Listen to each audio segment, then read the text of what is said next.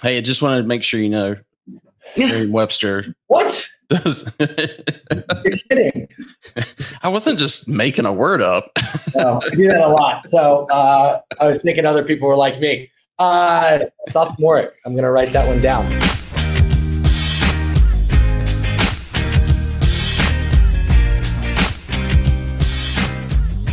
This episode of the Student Housing Insight Podcast is sponsored by TheGuarantors. If you're an operator, you know the importance of a parental guarantor. Having parental guarantors legitimizes your rent roll. But have you ever tried collecting from a parental guarantor after their student skips out or they have to be evicted? How quickly were you able to recoup lost rent from that parental guarantor? The truth is, if things get to a point where a student skips out or is evicted for non-payment, the parental guarantor doesn't care about their credit score. There may have been a job loss or even a divorce. No background check is going to tell you which parent is about to leave their spouse or has an employer who is about to downsize. So how do you eliminate that risk?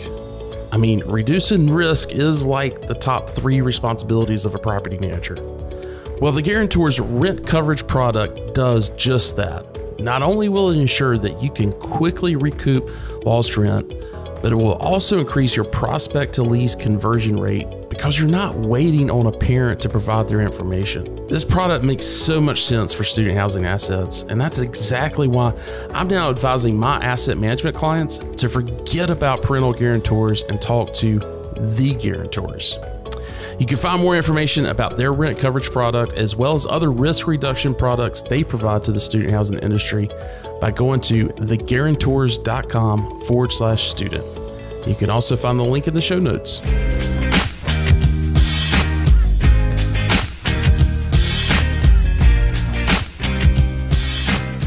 Well, what's up, everyone, and welcome to the Student Housing Insight Podcast. I'm your host, Wesley Deese. I'm also the CEO of Student Housing Insight. We're a platform for off-campus student housing professionals to network, share ideas, as well as data. You can find out more about the platform and the SHI community at studenthousinginsight.com. In addition to the podcast, we also host the industry's monthly webinar for the U.S. It's called ShopTalk. Each month, we provide legislative updates and policy updates that are impacting our industry. ShopTalk also provides a monthly overview of pre-leasing data on a national and regional basis. And we also bring in a panel of operators throughout the U.S. that give us their on-the-ground observations. And we typically provide a topic of the month as well. So a lot of great information. And if you are involved with the operations of student housing in the U.S. or you're a supplier to the industry, you should definitely be registered to receive our monthly invites. You can register to receive those as well as review prior ShopTalk webinars and the PDF slideshows that we've got there by going to shoptalk.info. Again, that's shoptalk.info. We'll also provide that link in the show notes. So joining me today as co-host is the Vice President of Leasing and Systems at GMH Communities, Alex Rippy. Alex, how are you? I am so good. So glad to be back on.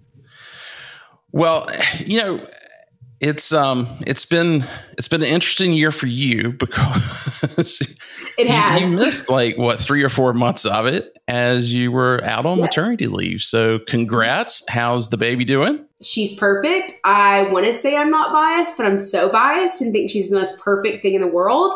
And I will just say, I thought that Vice President of Leasing and Systems would be my absolute favorite title. But mom is the greatest title I've ever received and will probably forever have. This is true. I mean, I have to say the same thing about being a dad. And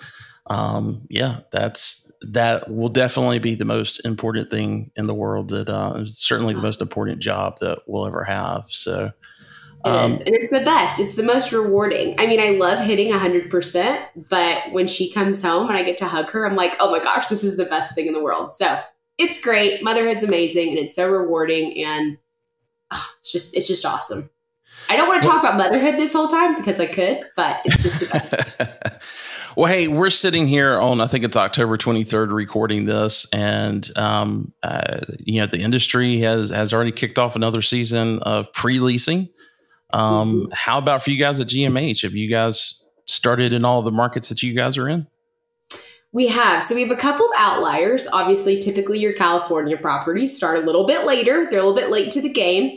But overall, we're doing really, really well. I mean, right now we have about 16 student assets, over 10,000 beds. We're about 30% pre-leased, which is roughly about 4% ahead year over year. I do have two markets in specific that are behind year over year, but they both have really explanations as to why. Number one is going to be my California property, and it's because I haven't launched leasing just yet, working on a couple of things, whether it's rate, strategy, just making sure we're really ready to launch out of the gate positively there. And then I know I talk about Fayetteville, Arkansas all the time. I'm actually behind there. And the reason I'm behind is a good thing, though. And I want to emphasize that because I think we get in this whirlwind of lease launch of go fast, go hard, hit occupancy quickly.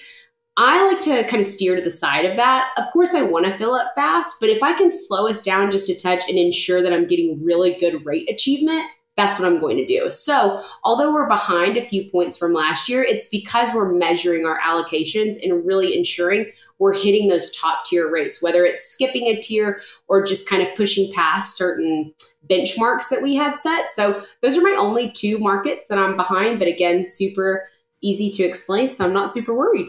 Yeah. Now I know, right before you left for maternity leave, we were talking about FAFSA and what was going on with that and how that whole fiasco, was, it was definitely causing a lot of turmoil for, it was definitely causing a lot of turmoil for, the universities and admissions office and that type of thing and really impacting, upcoming freshmen or incoming freshmen more than anything else.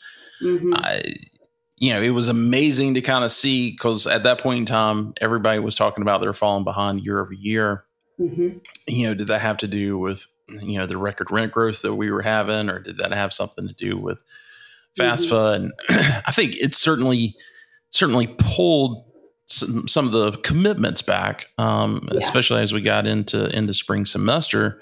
But as we've talked about in Shop Talk, over the past 2 months for September and October, that completely caught up with last year. And did you guys experience any of that in your portfolio? We did. And I think that it's something to keep in mind for this year too. We specifically got hit in more so our Florida assets with the FAFSA issues. And with it, I would say too, it's hard to say, yes, FAFSA was the driving force behind why I was, not up to goal with leasing. Because at the end of the day, my specific asset in Florida that I'm talking about is a huge commuter college. And so even though the FAFSA, I believe a couple people behind me will probably say, yes, that was a driving force. It could also be because of rents, the economic structure of our world right now, and how since that is such a commuter college, if they didn't receive their aid on time, if they weren't sure what type of aid, why would they move outside of their house? I mean, they could just drive to school. So for us, it did hit us from an occupancy standpoint pretty hard. And I think too, just trying to understand the back end was even more of a tough navigation. Trying to call the universities, understand where in their wait list they were, like what was going on with the Department of Education, where in that stage were they and how they felt. And they just didn't have a ton of information for us outside of we are trying to get through the backlog. We are giving updates to students as fast as we can. And so from our conversations, I also kind of felt for the student because if we weren't getting really good answers, I know the student wasn't either. And so that just created such a web of uncertainty, which 100% caused a lot of our occupancy issues. But since, again, it was a commuter market, I would like to think that it played a good portion, but maybe not all of it. Well, so I don't know if you've seen my LinkedIn post from today, but the National Clearinghouse has posted their first round of information, their first round of data. And so for four-year publics specifically, they are reporting a decrease in enrollment of first-time students of 8.5% year over year. Wow. Yeah. Now, I will say last year, that number was like a 3% decrease when they reported in October. And by the time they got to because not all the universities are reporting at the same time. the reason I stick with public is because most of the publics have reported by now. And, you know, with the exception of some of the West Coast properties or West Coast universities.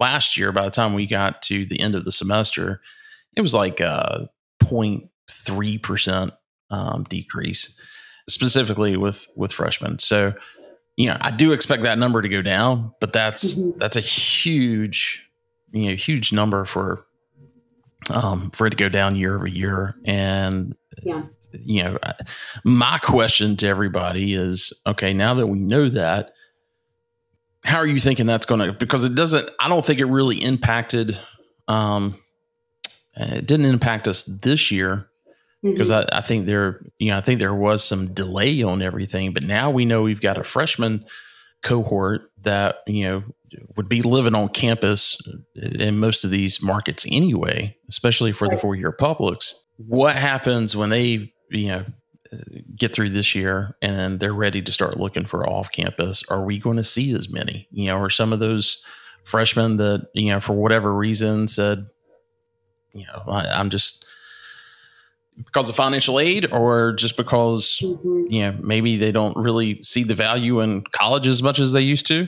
Because we know that that's definitely a discussion that's happening.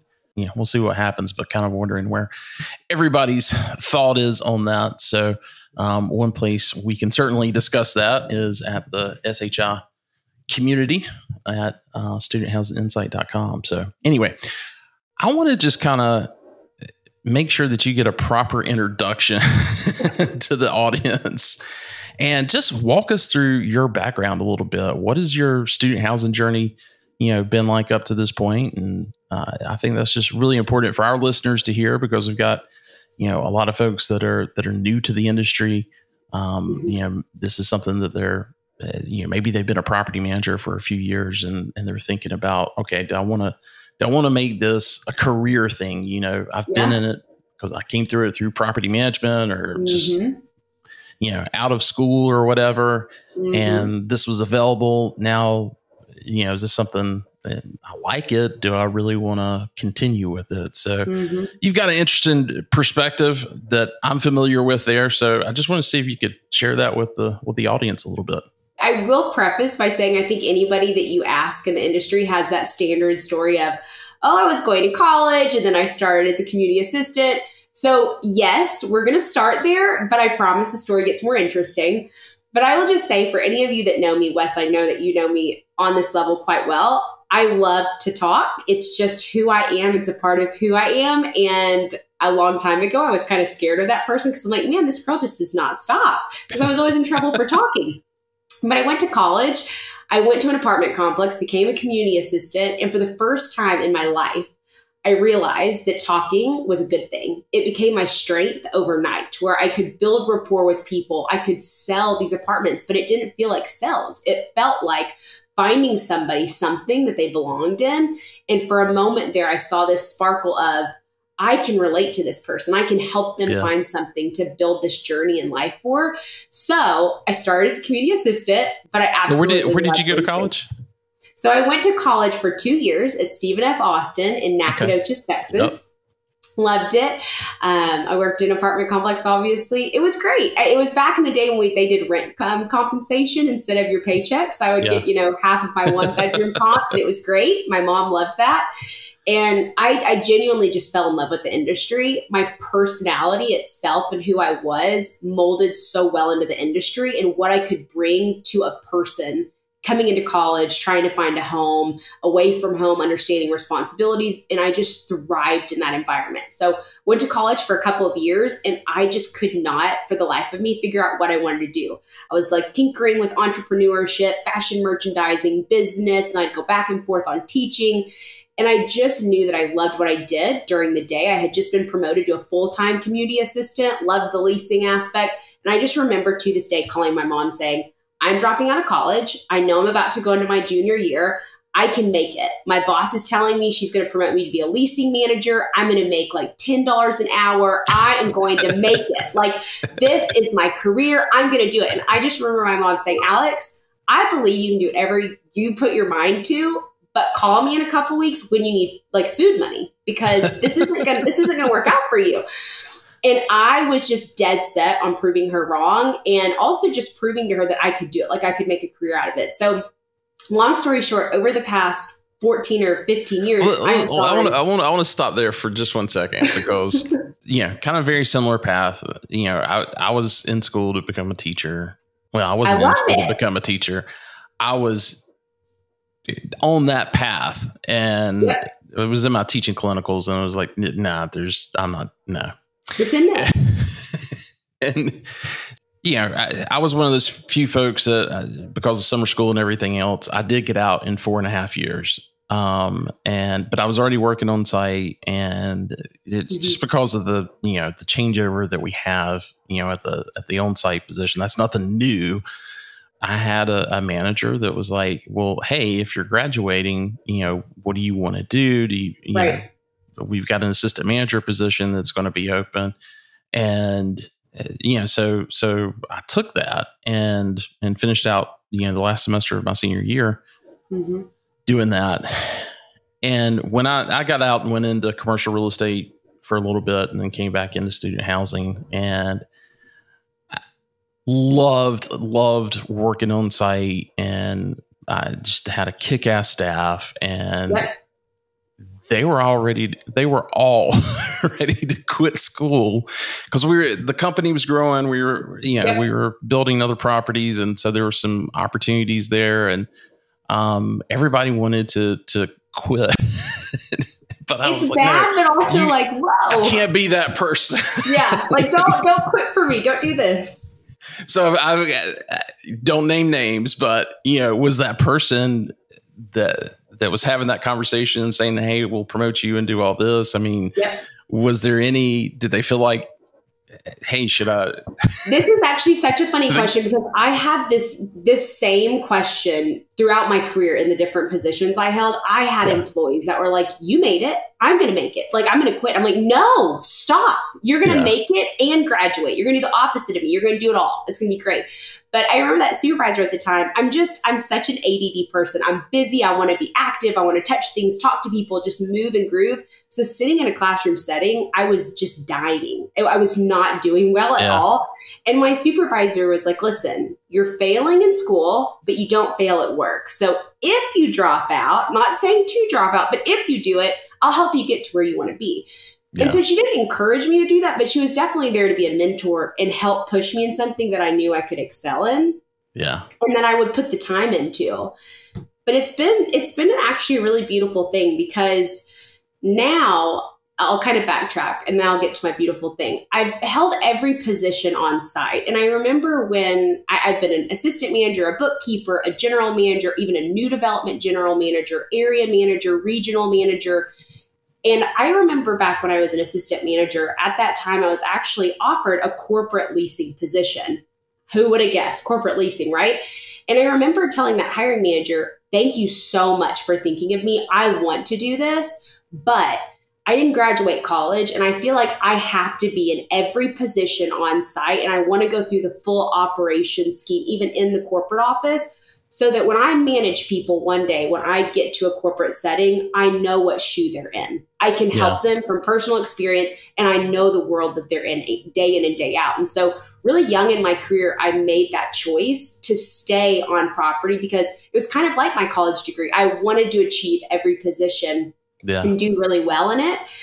And the beauty of this whole experience has been, through my journey, going to different states, different colleges, talking to these students, and even talking to community assistants, leasing managers, it has been beautiful, because they've come to me and said, wait, in your story, you've said that you didn't graduate college. I'm struggling in college, or I don't know where I want to major, or I really like this industry, or maybe I really like banking. How did you make this decision? And for me, mentorship and having those relationships with people is so big to me.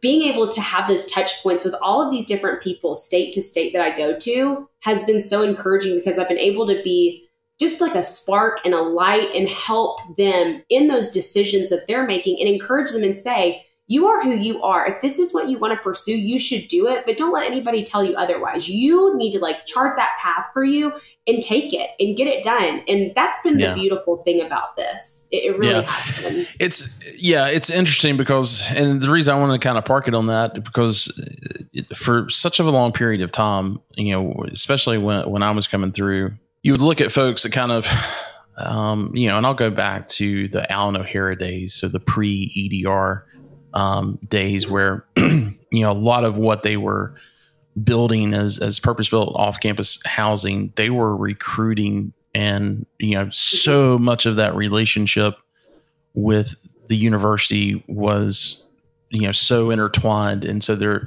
you know, from a housing perspective on campus, there's this, you're not going to meet many folks that are, you know, kind of making that a career, that don't have their masters, and they're not working on their PhD. You know, most of them are working on their PhD. And so it's one of those things of, okay, is student housing really, and student affairs really the career that you want, or is it something else? And this is just kind of a vehicle. Hey, manage the student housing and become first in student affairs, and then you can go on to, you know, some kind of administrative position. And it's and so there was kind of this pressure from, you know, let's call them the early executives, you know, within the industry, of general managers having at the very least, you know, their undergraduate degree. And and everybody knew, like, it's not necessary. It's more of just, you know, this thing of, you know, this person, these staff members have got to work with these, you know, student affairs folks that we know on campus in order for this property to be successful. And they will look down on you if you don't have an MS or a PhD. My career. Yes. Yeah.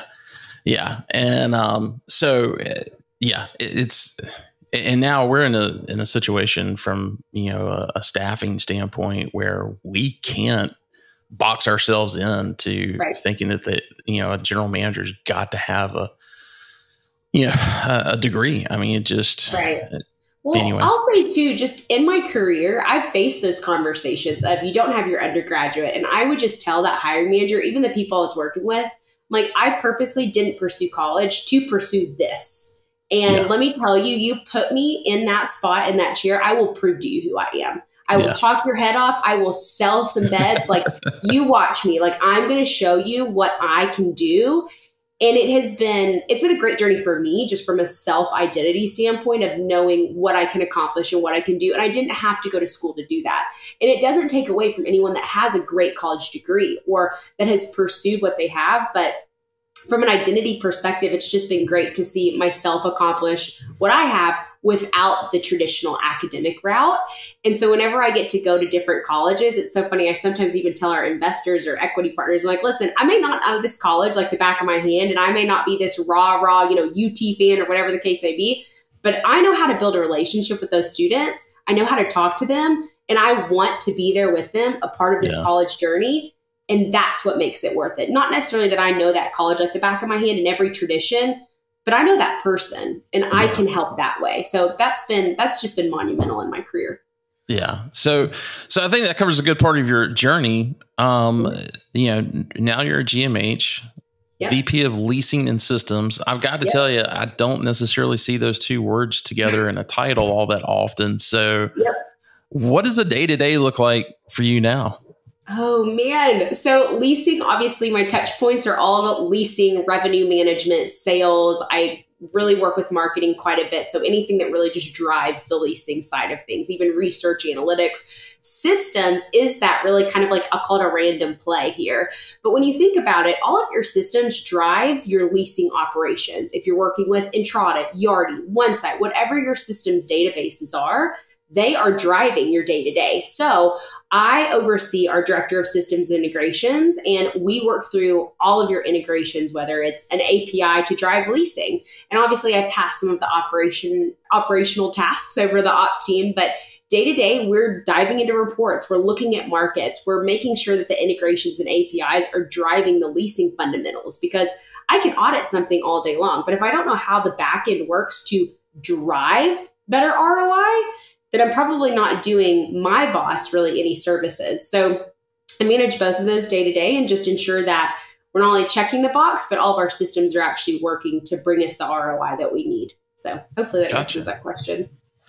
So I want to get back onto, pre-leasing for 2025 now. We just had our October Shop Talk last week, and we were, that was really the subject of the panel was, how's everybody doing? What is it looking like year over year? What are some of the predictions? I think College House was reporting 1.7% decrease in year over year leasing velocity. But rents are continuing to grow, which has shocked me. Again, for those that missed it, we're actually going to play the segment of that panel. But before we get to that, what are you seeing across your portfolio when it comes to both the pre-leasing as well as the rent growth? So like I said at the beginning, we're really not behind in a lot of these markets outside of those two that I named, with perfect explanations as to why. From a rent growth perspective, I'm not seeing the beautiful double digits that I saw last year, but I am seeing some really impressive rent growth. This year, we really didn't earmark anything over 10%. Last year, I got really aggressive with some of our investors and wanted to really push where I could. This year, we stayed a little bit more conservative. And by conservative, I do not mean the status 3% status quo. It's not what I mean. But it's definitely between anywhere of like 5 to 10%. And we're really monitoring it. Like I said in the beginning, I'm okay with going slow and steady so I can monitor what is working and what isn't, so I can pull back or I can push on rates. But it continues to be a really bright outlook. I don't think that I'll hit exactly where I hit last year in a couple of these markets, but I do think I'm going to get pretty darn close, which is really impressive for this year. Yeah, the panel seemed very optimistic about rental rate growth, and Charlie Matthews goes through some of the numbers. I mean, on a floor plan by floor plan basis, some of the stuff is, really kind of crazy. I mean, like 6 bedrooms, I think it was like 12% already. That one was shocking to me. That one was really shocking. Well, there's a couple of things, and I think I mentioned this in the panel, but I'll, remind everyone again, just in case. So the data that is coming out from College House right now, as it does every year, this early information is really kind of tough to get your hands around, and I wouldn't read too much into it anyway. Right. Because the way they track it is, I can't remember how many properties they're monitoring, but let's use round numbers. If there was 100 properties that started last year at this, at the date, I think it was like 10/13, it was the record date. So last year, let's say that date was 10/10. So it's always on Fridays when they do those uploads. So it's probably 10/11 or something like that, because it was a leap year. But anyway, if there's only 90 that we're reporting this year, he's just using the same store on that 90. So even if, and when I say started, I mean, they've actually got leases on the board, right? So they may have actually started leases or started the leasing program or renewals or whatever, but nothing's happened. So that's something to keep in mind as well, is we're just looking at the same, again, in that example, if it was 100 properties that reported 10/10 of 23 and then 10/13 of 24, you've got, you've got 90 properties. Those other 10 aren't being counted as in any of that. So there's that to consider. It seemed like there was something else that kind of played into to some of that as well. Yeah, anyway, we'll get into it when we play this this segment. But anyway, any other takeaways that you would say, hey, make sure you pay attention to this part of the panel? The whole thing is really insightful. I'll say that. I think they touched on some really good FAFSA items, because I do think it's going to come back up this year. Not necessarily maybe as bad, but it's definitely still whirling around. But I just think that they each bring a very different perception to the markets that they're talking about. And it's just nice to kind of pinpoint everything they're talking about. I would say rent growth, everyone is super optimistic. And I think at LeaseCon, we should get in a room and kind of talk about like what everyone's seeing, because I didn't think it would be this positive this year. And so it's interesting to hear everyone's success rates right now. So I'll be interested to see what next year's success rates are as well. Like having that conversation of like, what do we think is going to happen forward now? Yeah. Well, I do want, you mentioned LeaseCon. I do want to make sure we talk a little bit about LeaseCon+TurnCon coming up. We'll do that. Everyone needs to sign up. Everybody. We'll do that on the outro. Let's go ahead and get to this Shop Talk pre-leasing panel for 2025.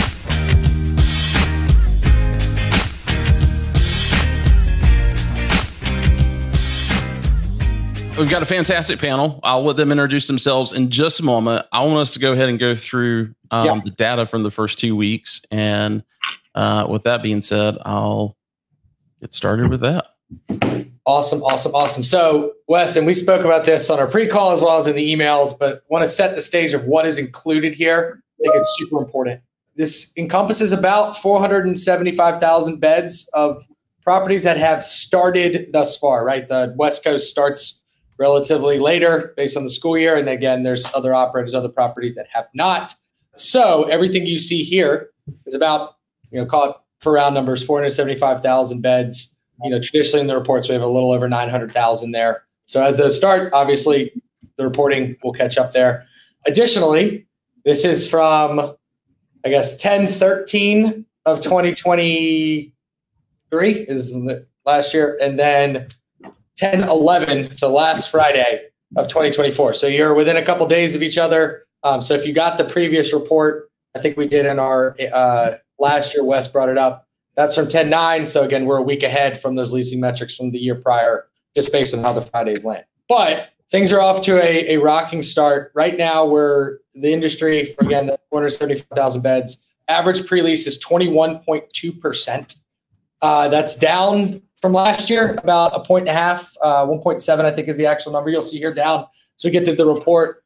But one thing is that more groups, especially on the Southeast side and a little bit in the Midwest too, have started sooner. You can see there's a little bit of lag there on the Southwest and Southeast side. But ultimately, pretty much, again, plus or minus a point there in line with last year's start as well, which as I think the cliche goes on and on and on. It starts sooner, earlier and earlier. There's not much time to kind of and relax until you're kicking off for the following season. And then as we look at this from the floor plan level, we can see really what is moving at this current time. One of the key things to note here, this number of beds tracked, again, that is based off of the data we're reporting here, but also properties that have started leasing. Again, this is not fully encompassing of the entire industry because it doesn't include properties that have not started leasing at this current time. Additionally, if you look at the information, you can see here, the only real one that pops out and jumps off the page is really the 6 bedrooms.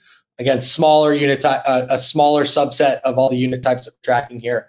But again, behind, roughly about 12%. Everything else, call it the ones, the studios to the 4s, which are more typical floor plan types, are all within, 1.5%, or I guess 2% there on the 2s. But I think that makes sense because based off of tracking the 6 bedrooms last year, I was, at least for the first 3 or 4 months of the season, I was saying, I was always asking the panels like, what is it with the 6 bedrooms? Like, I know there's not a lot of them, but what we uncovered from that combo is that they're the lowest renewed. Right. So you have a lot more going out in the open market. So again, with your, more typical units or common unit types of studios through 4s, again, you just have a higher renewal base on those. So that's probably why you're seeing a little bit of a dip as well. Yeah. 6 bedrooms are definitely typically more sophomoric.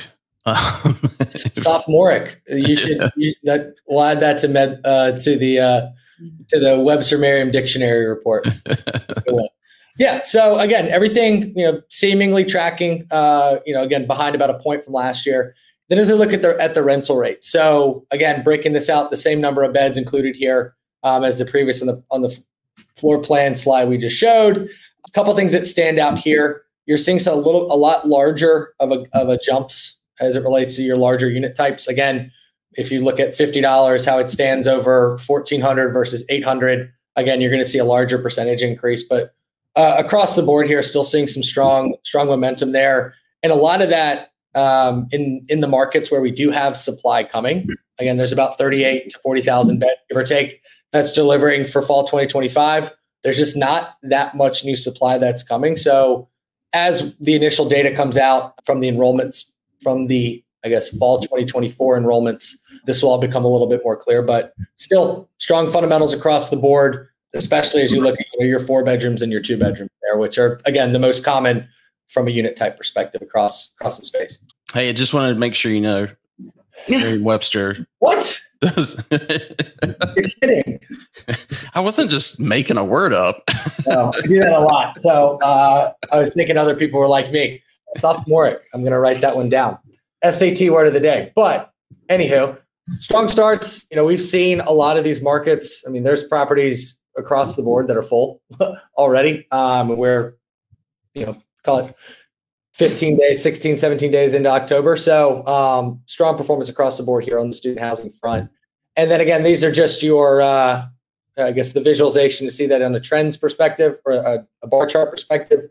I promise I never make you have to do the math. So that's what those 2 slides were for. But ultimately, rates are up. I think that's roughly about 6.5%. And then pre-leasing slightly behind there, about 1.7%. But again, it's not fully encompassing of all properties that are tracked by our platform. Okay. Anything else we want to go over? Or are we ready to introduce the panel? Let's bring on the people who know that sophomoric is a word as well. All right. Fantastic. Well, Jessica, we'll start with you. Okay. Hello, everybody. My name is Jessica Nix. I'm Chief Marketing Officer with Campus Life and Style. I've been in the business since '99, and every year is something different. Gotta love student housing. I'm Kendra. I am the Vice President of Leasing and Sales for the Scion Group. Been with Scion since before it was centralized for roughly 11 years now. So been through the centralization, and now I'm here in Chicago with the rest of the team. So excited to be here. Great. You want to show off that rock on your hand too? Oh, that's yeah, in your yeah. New, if you want to check it out. Congrats. Thank you. And I will round us out. Hello, everyone. I'm Ashley Poyer. I'm the SVP of Sales and Marketing for Peak. I've been with Peak for 14 years and started on site as a part-time leasing consultant. I agree with Jessica. Every year is different. And hopefully this year will be less stressful as last year. So based on the prelim call and everything, there was, a few things I wanted to kind of go to right away. And that's just in your own portfolios, how is leasing velocity in this kickoff period compared to last year? And are there any markets that have surprised you negatively or positively so far? Let's go with Kendra. All right. Awesome. So leasing kicked off. We just actually rounded out our final properties to launch on Tuesday this week. We've got a couple stragglers just with the hurricane. So kind of just to point out, are there any that have sort of been a little wonky this year? Certainly those Florida properties, a little bit of stop and go. Schools open, schools closed, hurricane, then there's another one. So I think that we're seeing some of the Florida schools are lagging a little bit. And that was definitely apparent in, Charlie's report there with the Southeast. But overall, we're actually slightly ahead of year over year. Of course, it varies by market. I think biggest insights are the strong big schools that have had huge enrollment are starting to really take off, and those secondary schools are still coming out slower. I know we'll probably get into some of the impacts that we saw with FAFSA and what we can expect this year. But overall, exactly what Charlie showed is what we're seeing as well. Great, Jessica. Everything she said. So I have some really fancy numbers that I could throw out. My flagship schools, University of Kentucky and Lexington, my 2 assets are 40 and 42% pre-leased. And that's actually 7% ahead. And last year was a really fast lease up. I have Texas A&M. I'm 28% pre-lease, but that's for a property that's over 1,000 beds. I'm 8% ahead. And then Syracuse, it's scattered site. You know, they kind of beat to a different drum. They lease really, really early. So I'm already up to 85% pre-leased. Wow. It's not a huge property, but it's over 200 beds now. So it's still, that's 8% ahead year over year. And somebody check the calendar because that blows my mind with how early it is. And then my University of Missouri asset. Well, hey, can I ask a quick question on that? Sure. Was that 85%? I got to imagine a certain part of that was probably happening even before move-in. Am I right in that, or? Actually, yes. Like we secured a lot of the month before move-in, or at least we primed the pump. We told the people, because it's a scarcity thing when it's a scattered site where they almost grandfather in who gets the unit from them. And so we let them know we're going to open up leasing on this date. And if you want to retain control of this unit, whether through you want to renew or you want your, sorority little sister to get it, you need to be ready to jump. So there was a lot of priming prior. And then there's a 2-week window of time in August that we actually had resources up there because it just floods. It does really, really well. And then at this point, 85% with the number of beds I have, that's really only 2 units unspoken for. But that's the nature of how that they don't have 100 of the exact same 4x4 floor plan like you do in other like huge purpose-built deals. But nonetheless, let's not diminish 85% pre-lease. I'm still very happy with that. And I'm curious as to when. I know Casey Kaiser's mentioned it at Pierce Properties before. I'm just wondering how much further we are in some of these markets from just doing 2-year lease agreements with a 3% rent adjustment between 1 and 2, because that seems to make more sense to me now. So trying to kick off leasing in July. True. And then let me hit my last one with Columbia, Missouri. We're at 50% pre-lease. We're 18% ahead. Everything's in the details. It's how early you start. It's your tiers. How low did you go? All of that affects how fast you can go. But those are ones, and I have others, but those are ones that make me feel great. And when you look at that side of the report, you feel so good. And you're like, I love these. And the freshman class enrollment boost. And that's so great. But I have secondary markets that are a lot colder. And I feel like we talk about it internally. They saw things. If you weren't flagship and you leased up really fast last year, you think one thing about the leasing season. If you were a value play in a middle class market, you got into the stress that Ashley mentioned of spring, like where are all the kids, or summer, where it's like, okay, you can call my bluff now. Now we're getting nervous. Let's make sure we fill our beds. So it's sort of the tale of 2 cities between the top tier and the cooler mid tier. So Charlie, I know that you have all kinds of stats and figures, but even slicing it based on flagship versus non-flagship, I think would be very telling. You get 2, I think, very different stories. Mm-hmm. Yeah. On our year-end report, we broke out like your tier 1, tier 2, and tier 3. And every I think there's about 100 tier 1s, 100, and we break it out by enrollment. So like 25,000 students or above. All the metrics on tier 1 were really, really, really awesome. And then everything on the tier 3 markets, transparently, were just underwhelming. Rent flat, occupancy down. And I think, the conversation, and this was, something that came up last week at NMHC around the enrollment cliff. Like, I can very much tell you that there isn't much of an enrollment cliff in Columbia, Missouri, right? Mm-hmm. There might be at your smaller tier 3 universities that I don't even know the names of at some of these schools, but generally speaking, just the high level numbers, obviously we need a little bit more granularity, but a lot of strong enrollment numbers still coming out. I see a lot of them. Even I know we mentioned Jason Fort. His LinkedIn is just him posting all the schools that are showing record enrollment, record freshman classes. So ultimately, I truly think, like, even with a little bit of the supply coming into a couple of those markets like in Knoxville, like there's not really much that's changing the supply demand fundamentals, and enrollment's growing. Ashley, what else do you have to add to that question? Well, we, similar to the other 2 ladies, we are off to a really strong start. We're seeing more renewals compared to this time last year versus new lease traffic, which I don't think I'm surprised by. What's interesting is that we're seeing more interest in new leads coming in. Hopefully that is a result of our advertising strategies and starting those a little bit earlier to include some of the old school tactics with brand awareness out on campus and just, keeping our name kind of front of mind for all of the students and the new students in the markets. Peak is 25% pre-leased. And for our same store portfolio, that's 2% ahead of last year. Nice. Of course, we have some outliers that are not ahead. For us, some of the markets, similar to Jessica, not quite 85%, but our purpose-built deal in Syracuse is 20% ahead of last year, which we were not planning. So, that's a happy win for us. And it's allowed us to get ahead of some of our tiers earlier than we thought. And really, our ultimate goal is to get as much as we can in the fall to prepare for another spring slowdown, even in the tier 2 markets. And so in some of our markets, we are budgeting flat or even backwards, where we definitely found our price ceiling, like the Merced, Californias of the world. And then there are others, of course, Austin, where we're still going for double-digit growth. Nice. Well, let me go to my next question.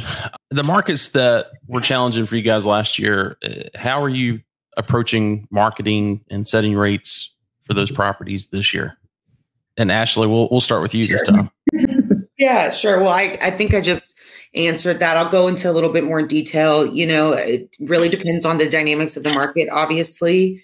For, Reno, Nevada, where the math just doesn't math. We have 2 deals that got into the high 90s there, and we're way off the original plan for those deals. But that's what the market calls for. And so we've taken extra time in the markets where we did not hit budget to really evaluate where our comps coming out at. Obviously, the changes in market surveys and stuff like that have played a role in that, but just trying to take our time to really understand where pricing is at, who's seeing momentum, who isn't, and just being a little bit more thoughtful. For our tier 1 market, similar to Jessica, we're still being aggressive. We've got several deals that are still looking at double-digit rent growth. From an advertising perspective, across the board, we came out much earlier.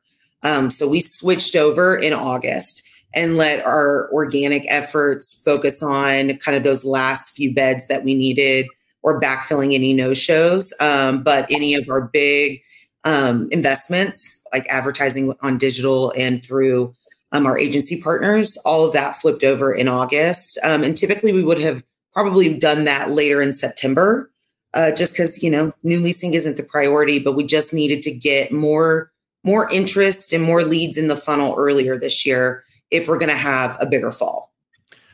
I know you talked to your site folks quite a bit about these things. If it's going out earlier, what's kind of been their feedback? Has it been something that the students have been appreciative of, or something that they're like, I just moved in. What am I? Yeah, we haven't gotten really any pushback from our on-site teams about it. I think the students that are like, you're tripping, specifically the students that signed later in the year that got better pricing.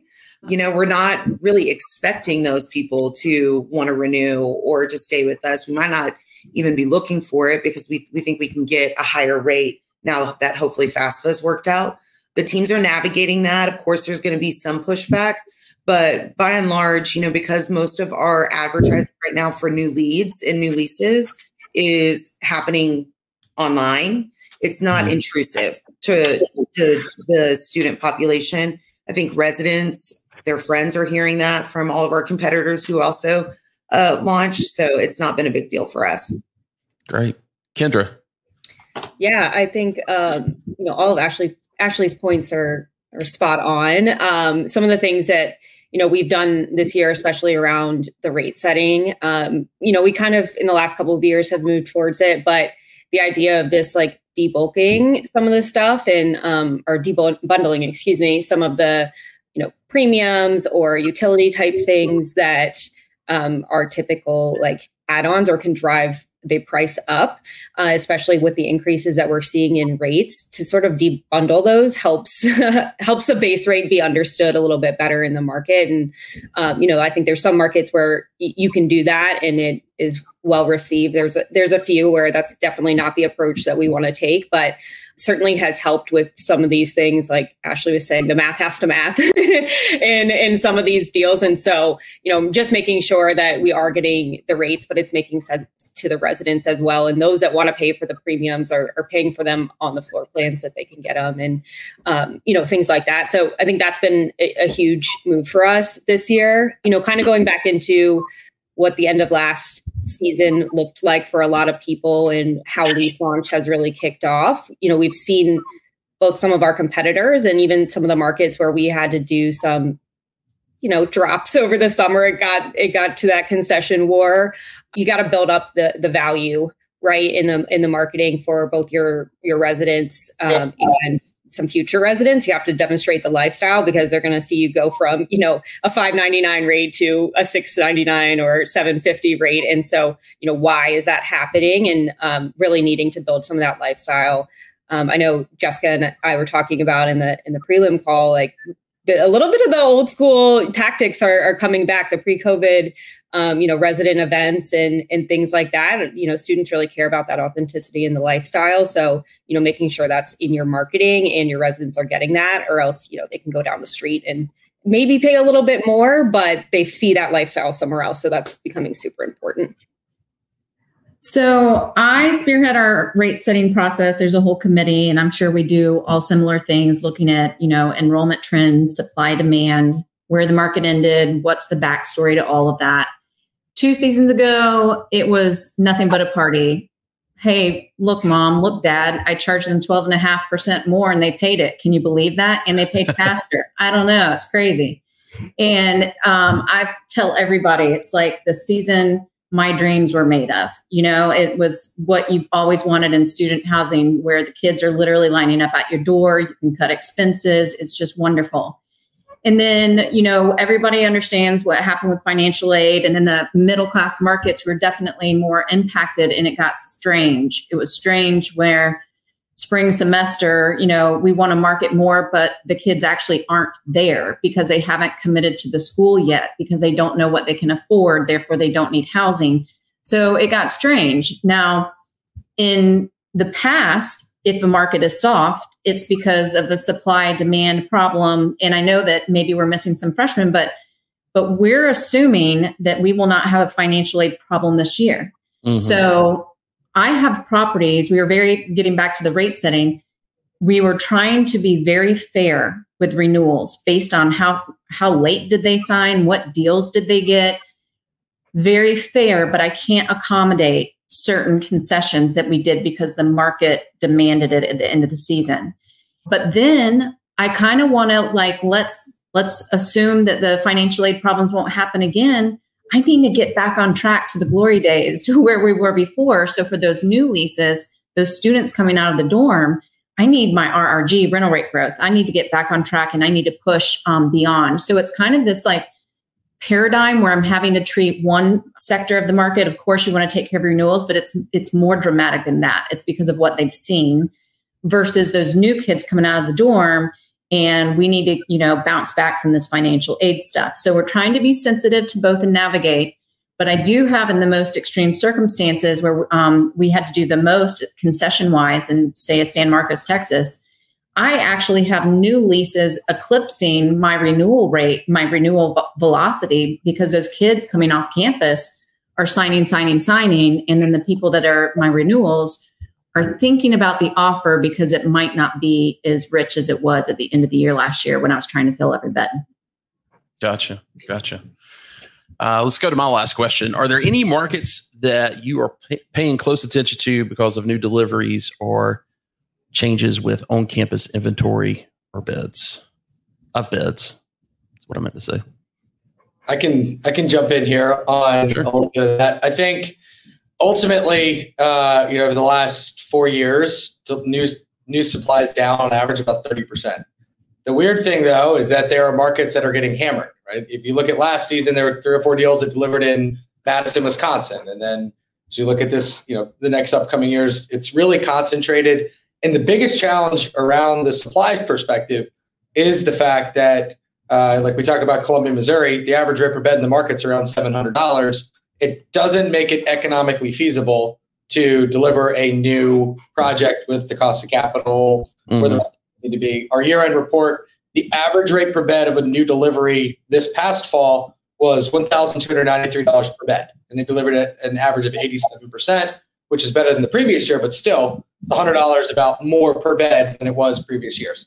So whether it's the cost of capital, cost of construction, or everything in between, there's a ton of markets out there. It doesn't make economic sense to be able to build it. So with that, again, you're seeing a lot of robust pipelines in certain markets, right? And ultimately, one of the markets where we saw, I think, the delivery of a new, I think Jessica just mentioned San Marcos, Texas. There's another 1,000 beds on campus for this coming year that students just moved into from a new delivery perspective. And there's a pretty robust pipeline in like a Clemson, a Tallahassee, Florida, Orlando, Florida, College Station, Texas is a handful of larger deals. So ultimately, you're seeing use Ann Arbor, Michigan, and look at your rate per bed. If it's over $1,000 and the market occupancy is above 90%, there's a good chance that there's some sort of a new supply to better understand. One of the bigger challenges, I believe, is not as much the student housing supply, but if you look at what conventional has done in the urban markets from a national perspective, it's definitely caused some challenges. And yes, FAFSA doesn't help, but also you had a newer, a new player who was fighting for leases, which is the conventional market. So think about your markets like Tampa, Florida, Charlotte, North Carolina, Tempe, Arizona.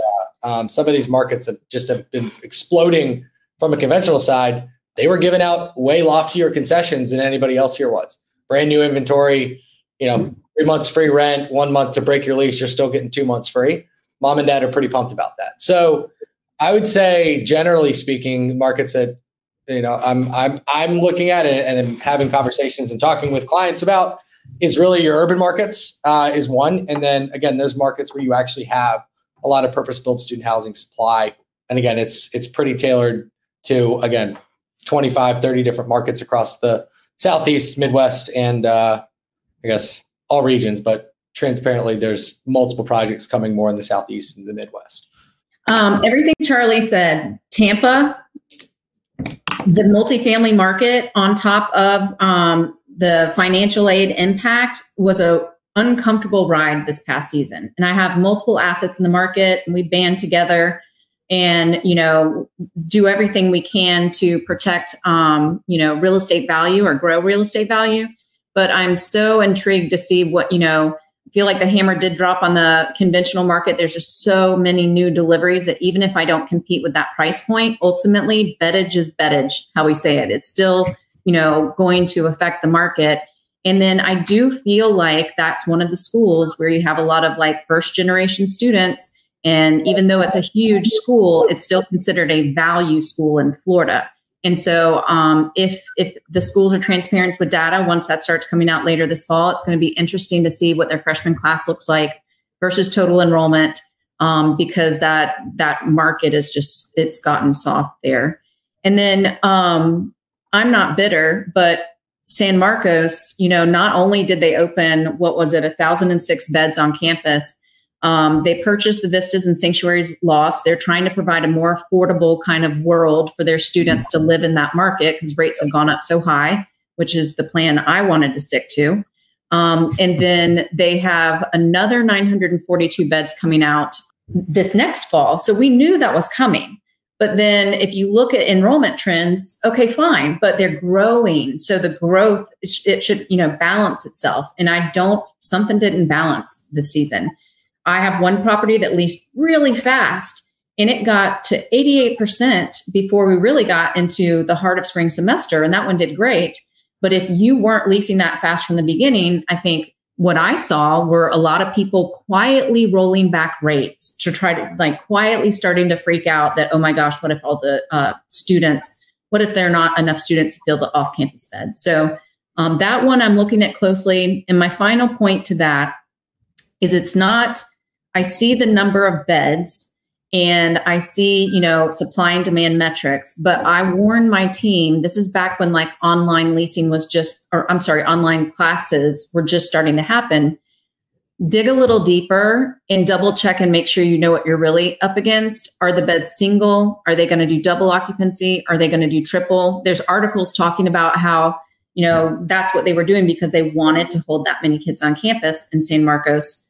Yet there's vacancy off campus, but they still wanted to, have that freshman experience on campus no matter what. So I'm watching that one. I'm trying to be, smart and pay attention to like how many people are they retaining on campus. But I'm hoping I start feeling that enrollment growth off campus this season. Kendra, Ashley, you guys got anything to add to that?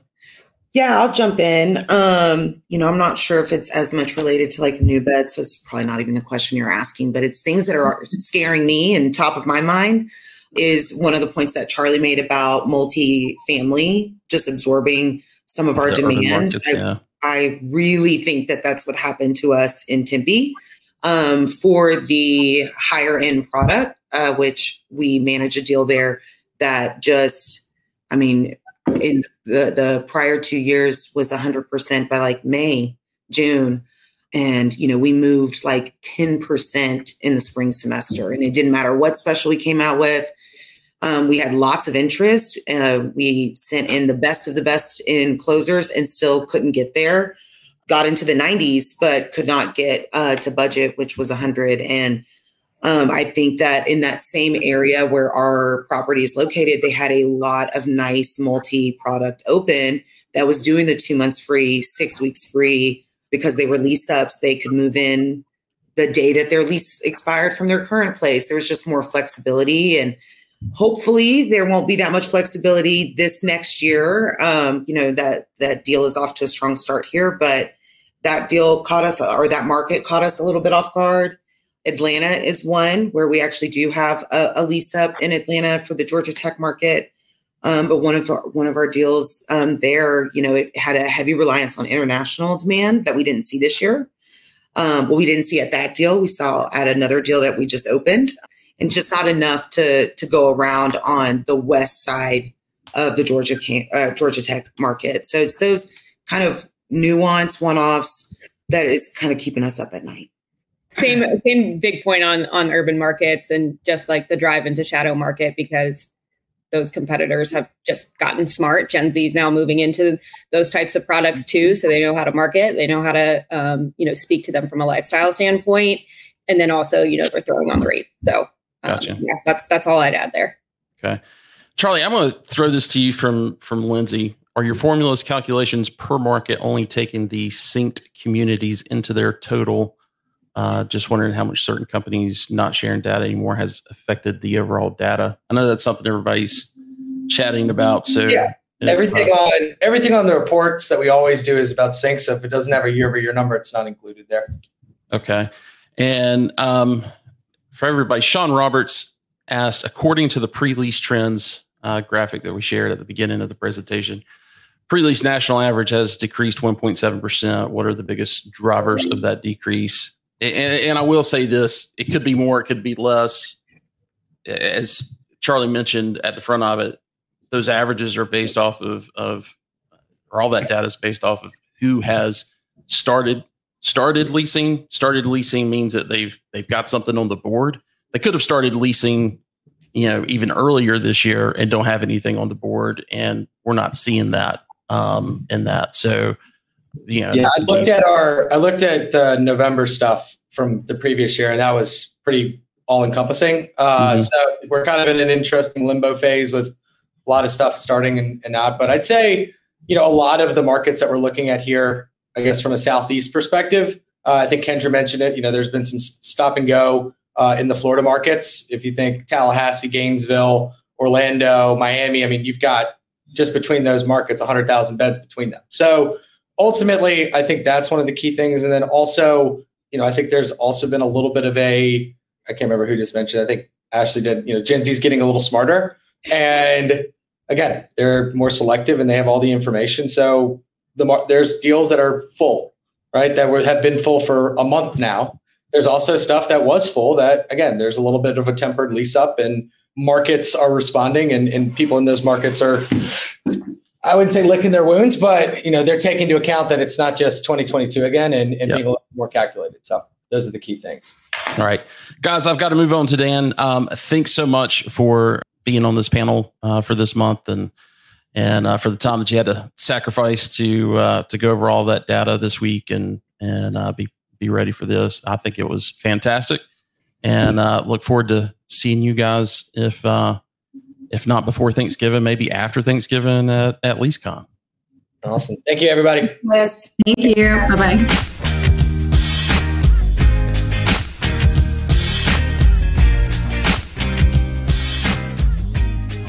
Well, a big thanks again to not only Charlie Matthews and College House for making that data available to us each month, but also to Jessica Nix and Ashley Poyer and Kendra for spending their time putting that together, and because it's not just showing up and talking about it. You've been on some of these panels before too. It's taking a look at that data and checking it against your own data, and kind of see where what that's telling you. So we've got our next Shop Talk coming up on November 14th. So we always try to do it on the second Thursday of each month. Sometimes we have to push that around because of other conferences or birthdays or whatever the situation may be. But since I mentioned conferences, let's talk about LeaseCon+TurnCon. That's coming up in Charlotte, December 9th and 10th. This is going to be the 6th annual. Just put out something a couple episodes back where I was interviewing Rich Kelly from Interface Conference Group, who's the host of it. So excited he's been communicating with me kind of week by week the past 4 or 5 weeks or so about how the panels that are coming together and that type of thing. So I'm really, really excited about it. You typically host the power panel, at least for the past, 2 or 3 LeaseCon. So what's your takeaway for somebody that may have never been to it? What are your thoughts on it? I think it's such a good intro conference. And I think there's just more grassroots and boots on the ground type of conversations that happen. Yeah. Kind of aside from an interface where you go and you can see investors, developers, just all of these different, more executive level folks. If you're wanting to have more larger business conversations, I would really encourage, if you're a property manager on this call, this is a great conference for a regional manager, for a specialist, even for you if you go with your regional. Like, there's just some really good content to hear at these conferences from, again, more of those boots on the ground. And if you are an executive and you have a rising star that's a regional or a specialist, and maybe they travel around and they're your parachute leasing team, send them to this conference. It's a great way to network and talk to all of us at all these different companies who are probably dealing with the same leasing struggle as you are, to be able to collaborate and ideate and really talk about the future. And it also gives them an opportunity just to hear from a ton of industry professionals. And so this is one of the best conferences that I would say that I personally bring my team. I have a team of regional leasing managers. We have a director of ops that I'm wanting to bring this year just for some of the turn panels. But it's just a really good conference to bring your rising stars in a corporate structure, as well as just your property management levels, to hear from other industry peers at. Yeah. You're exactly right on who the audience is and should be. I would certainly say if you're a general manager or community manager and it's within a day's drive or something, so worth please check it out. If if you're further from Charlotte, this is definitely something that I think you'd get a lot of benefit from. You obviously just have to check those costs against because when a community manager goes, it's the property budget that everybody's. But how nice is it to be able to talk to people from all those other markets and ideate and collaborate? I mean, that's a huge resource. So I would say that's worth it to hit your property budget. I know it's harder, but that collaboration is such a valuable piece in our industry right now. Yeah. And one thing that they're doing this year is we've always had the roundtables on the opening afternoon. There's going to be those roundtables, but then there's going to be another set of roundtables that are going to be set. I don't know if it'll actually be round tables. It might be in separate rooms, called a regional round table, where we're looking at the 5 regions that College House reports on. And so if you're wanting to talk with other folks that are, working in, the Southwest or the West or the Northeast or whatever, you can participate in those conversations and talk about some of the challenges and things that are happening in those markets. So I'm really looking forward to that. I will say on the TurnCon part of it, like, this is not, there are best practices. There's a conversation on best practices for Turn. And so if you're new to the industry, if it's been a while since you've, talked to other operators about what they're doing for Turn, that's a perfect session to go to. The other focuses are not so much on the how. It's more of just, things to be thinking about to make that process smoother, and how that's going to play on your bottom line and on your resident retention and those type of things. So it's not a lot of, someone says TurnCon, I think a lot of people think of, more maintenance folks. Yeah. Maintenance supervisors certainly are welcome, but there's going to be a lot of, leasing stuff that is going to tie into the Turn stuff. So, and that's precisely why I actually invited our director of operations versus our director of facilities, because leasing and operations also tie together. So whereas it's a good refresher from some good Turn practices, understanding what your markets are doing that you're operating in is very valuable insights. Yeah. And I would say a corporate director of facilities, I think, would probably get a lot out of it. I think I'm trying to save my budget. But I'm sure. A site level maintenance tech, or certainly maintenance tech, but even maintenance supervisor, is it worth them going off a property for a day to? I think if the general manager is going, if the general manager is going, he or she will be able to bring those things back and discuss it with them. So. Also, we've got to talk about, we're doing the 2nd annual ShopTalk Executive Summit. This is an invite-only event. It is more of a workshop. It's something that Student Housing Insight that we're doing. If you went last year, you know what it's about. It's a pretty intimate crowd. We're looking at probably 50 to 60 individuals, mostly regional manager and above, where we get together and talk about 4 or 5 different things that we really see impacting the industry, over the next year to 5 years, and kind of come together and try to get some cohesiveness on, how are we going to approach these things as an industry? So there's, policy type things, when it comes to rent control and some things that are being suggested that may be down the road for student housing, as well as, AI. Like, what are we, that's a hot everybody, it seems like the wild, wild west right now. I see a lot of money being spent and no one really, knows what they're doing. Quite honestly, we're not going to teach you how to do it. But it's like your tech stacks. I feel like everyone's also grabbing at whatever they can get. And so our teams are like, why do we have 6 different things that we're using? Like, what are all these 6 AI bots and new systems? So I think that will actually be one of like the top conversations that we're all able to really ideate and talk about what works, what doesn't, and what's our takeaway for this upcoming year. Yeah. And then the third thing that we're going to be talking about, I say third, is going to be probably 2 subtopics, is on the staffing and employment side.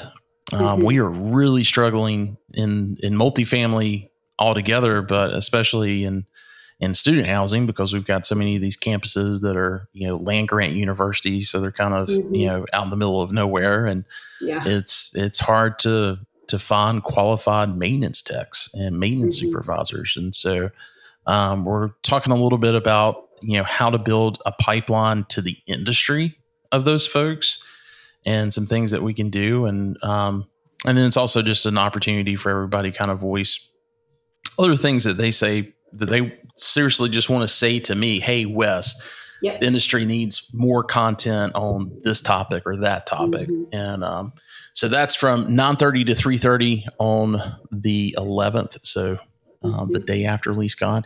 It's at the same hotel. Yeah.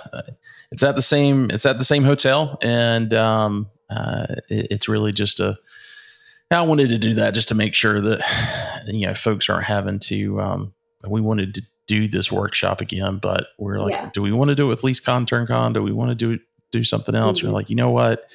This is the best way to, keep people from having to make another flight, rent another car, and give up another, couple of nights from family. So, so we're just doing it in correlation with that. In fact, Rich and a couple of the folks from Interface will be attending as well because they they obviously want to hear about it. Mm-hmm. And so again, it's invite only, but I will tell you, if you go to our events page at studenthousinginsight.com, you can see that information there. Somebody that's not invited and they end up registering, they'll get an email from me letting me know that, their company's not invited or whatever. But for the most part, if you're an operator and you're, kind of in an executive level for your firm, we're going to make sure that you've got a seat there. So you can check that out there. You can also email me. My email address will be in the show notes, and I'll make sure that you get an invite if you meet all of those credentials. So thanks so much. I really appreciate it, Alex. It's great getting your perspective and also hearing your story. So go take care of that baby, and we'll see you at LeaseCon. Yes. See you guys soon. Hopefully I see everybody there. I want everyone there. Everyone sign up right now. All right. Take care. We'll, we forgot one more thing. The mixer on Monday night at LeaseCon+TurnCon. Yes. So that's something else that's on the events page. You'll see it, studenthousinginsight.com. Click on the events tab and come have a drink with us. Come hang out. Yeah. And everybody's invited to that. So go register. Cool. Well, I will talk with you later. Sounds good. See you later. Bye.